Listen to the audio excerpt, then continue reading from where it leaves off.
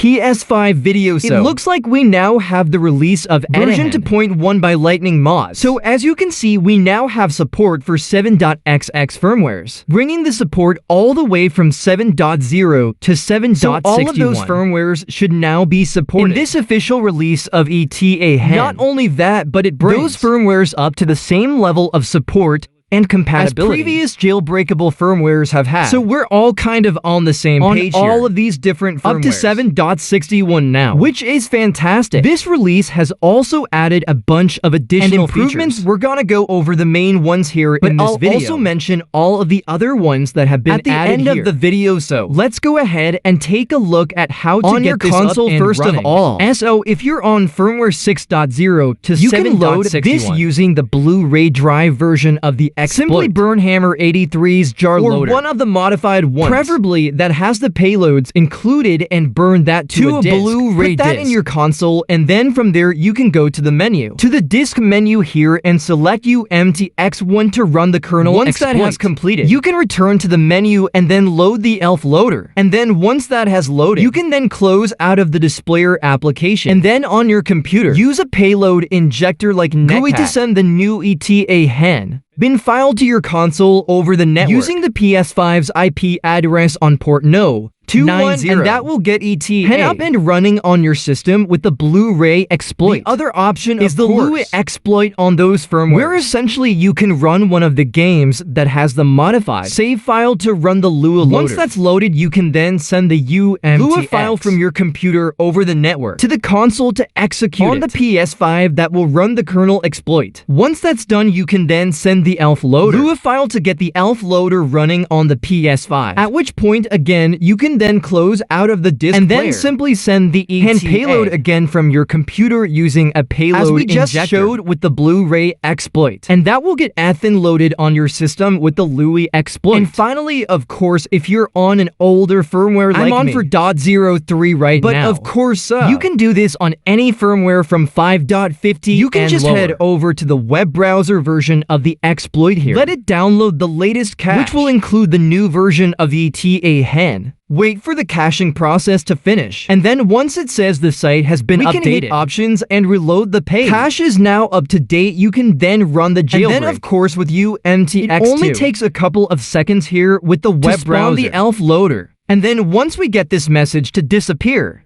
we can then run the ETHEN payload, which has now been updated to version 2.1B. So we can just select it here, and that will get the new version running on our console. Do you notice you get a lot less notifications popping up on screen when loading compared to previous versions? But there we go. We now have ETHEN up and running, so if we head over to our debug settings, you can see we have our ETHEN toolbox up and running here. There's the final notification that's popped up. Version 2.1B by Lightning Mods is all up and running here. So with all of this, there's been a few changes. So if we go into cheats work in progress, there's now an option here to cache and reload the cheats list. So this is basically for if you've already got like the cheats downloaded, and then maybe you add an additional cheat through FTP or something like that, then it doesn't actually get refreshed. So instead of having to download and update, you can just essentially reload the cheats list. So any new cheats that you add will appear once you refresh. So it's more of just a way to refresh the cheats. If you add any additional ones in without having to restart or any of that kind of stuff. So pretty handy option. That has just been included in there for convenience. So on top of that, we have a few other options. If we head into utilities, we now have this beta pus case stuff option.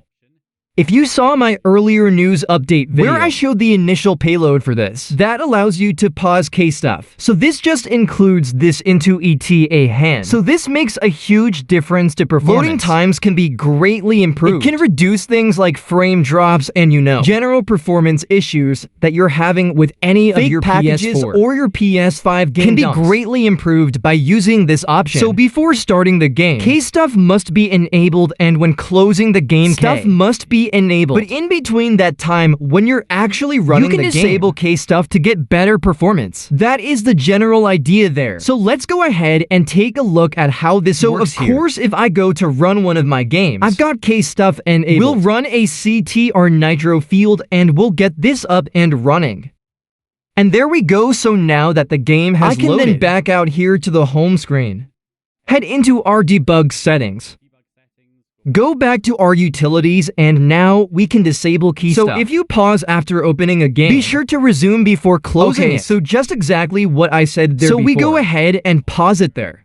Go back onto the game, and because I've already loaded the game while KStuff was running, the game still works, and it should run a lot faster and smoother and with, shorter loading times now that KStuff is disabled. But if I want to then close this game and launch another game, I need to make sure that I then quickly head back over into our utilities section, and then unpause KStuff, so renable KStuff.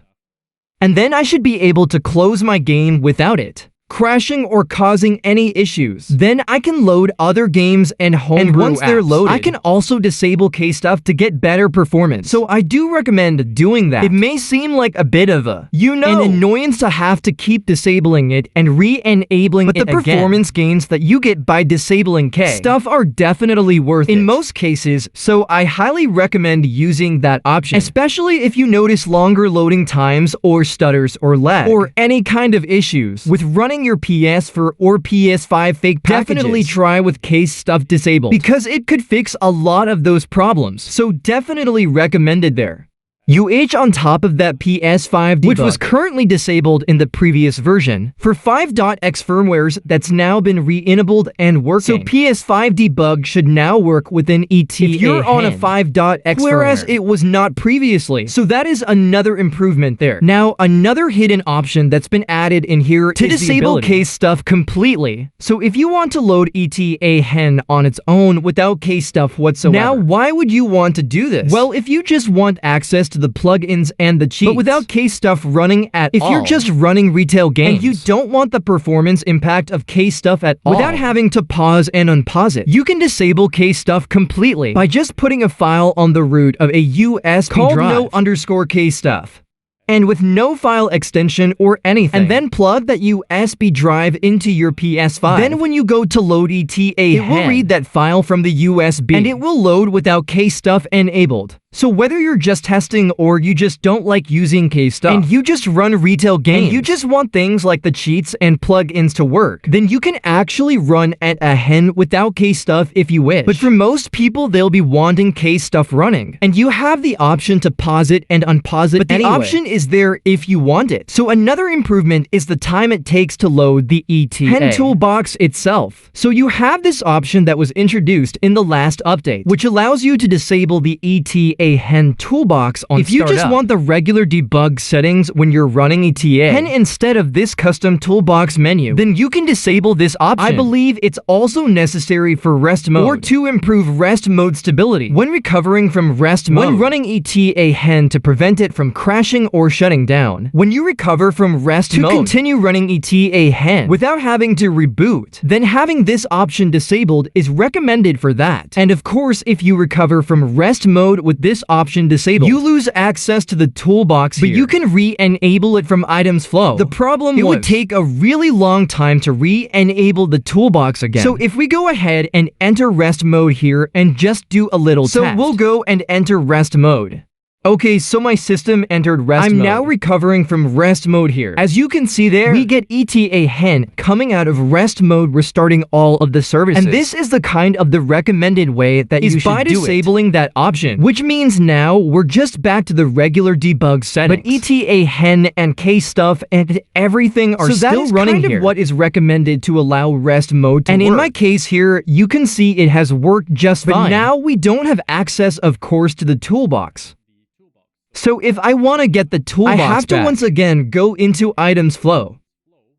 So we'll go ahead and run items flow game manager. Okay, so once we're in items flow, we can hit the options button, and then we can head down to ETAHEN toolbox and inject/re-add the toolbox. And this is the thing that took a really long time before. In the previous version, it could take up to a minute, maybe longer than a minute in most cases, in order for it to reload the toolbox. But this time here, let's see how long it takes. So it still says up to 2 minutes, because this is the older version of the items flow, which still has the message saying it'll take 2 minutes. But as you can see, just a couple of seconds and then we can also re-enable toolbox auto start, and we should be all good. So if we exit out of items flow right now and then head back over to settings, debug settings, and boom, the toolbox is back. So only takes a few seconds, like what was that, 2 or 3 seconds? Okay, a bit longer. Maybe like 5 to 10 seconds there to re-enable the toolbox. And it's now back up and running again. After recovering from rest mode. And we didn't have to reload the whole jailbreak again. So using rest mode can definitely be a godsend. Instead of having to restart the console and reload the jailbreak. So a few other changes that have been made in this new version. We have added more in-depth errors to the direct package version. We have a few fixes for development kit consoles, as well as fixed K-log auto starting, even when it's disabled in the toolbox/config remove, creating unnecessary files when starting ETAHEN, which should slightly speed up start times. We also have updated PS5 debug to readable. PS5 debug for 5.x firmware. So if you're on 5.x PS5 debug should work now, as well as adding a check to see if like downloading the store / or reloading the cheats cache is already in progress before starting a new operation. And of course, the ability to disable stuff by adding that file to the root of the USB drive can also be placed in the data/ETAHEN folder instead of a USB drive to disable K stuff when loading ETAHEN. That's another option. And finally added back the package installer patches for 3.x and for .x, which may have been disabled in some of the previous test builds that have been going around. So anyway, those are all of the main changes there in this version of ETAHEN. So anyway, hope you guys enjoyed this video or found the information useful. Please leave a like